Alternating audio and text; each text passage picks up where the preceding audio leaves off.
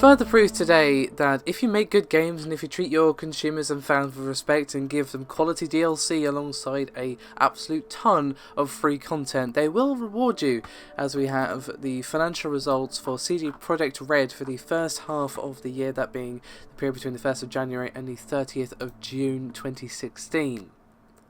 Now, the full report is very, very lengthy, but I'm going to give you the cliff notes, but if you want to read the whole thing, there will be a link to a PDF in the description below to the consolidated financial results, but again, it's still pretty long. So, the first thing is that they have exceeded analyst prognosis by 32%. As a result, their share price has jumped, making CD Projekt worth more than $1 billion. Their revenue for this period was $82 million and net profit was $34.7 million. So, with all this in mind, since the beginning of this year, their share price has increased by an impressive 67%. Now, all of the figures that they give are in PLN, roughly converted to millions in dollars. And FYI, that's Polish zloty, whose pronunciation I probably just butchered, but you get the idea.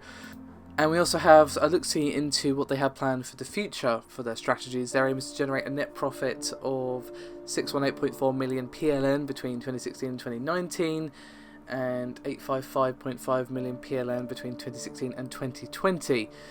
Now, also, a few interesting tidbits from the thing is that most of the revenue generated by the Witcher 3 add-ons was included in the Q1 report. Game development spending was around 7.5 million per quarter. They are even looking at including Gwent in the esports market, and sadly no plans for Gwent on mobile at this stage. That would be awesome, but they're not against it, they're just not planning on it yet. I think they're more focused on getting the game up and running and then perhaps porting it to mobile devices later on down the line. Another fun fact about Gwent is that about 100 people worked on the game, including the entire marketing team. And last thing to kind of finish up the last sort of nugget of information from the report is that the sales revenues and net financial result were dominated by continuing high sales of the Wild Hunt and of course the second expansion, that being Blood and Wine. So basically CD Projekt Red are doing really, really well for themselves, and I'm glad. They are one of my favourite developers out there, not only because they make fantastic games, but because there is no one better for pointing out how to treat your consumers right.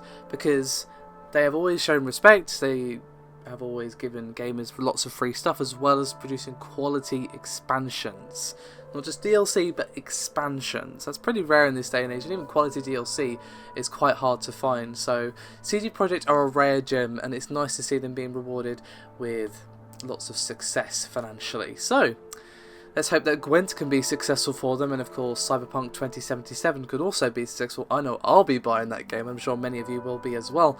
So congrats to CD Projekt, and again, the link to the PDF will be in the description below. Thank you very much for watching, I'll see you next time.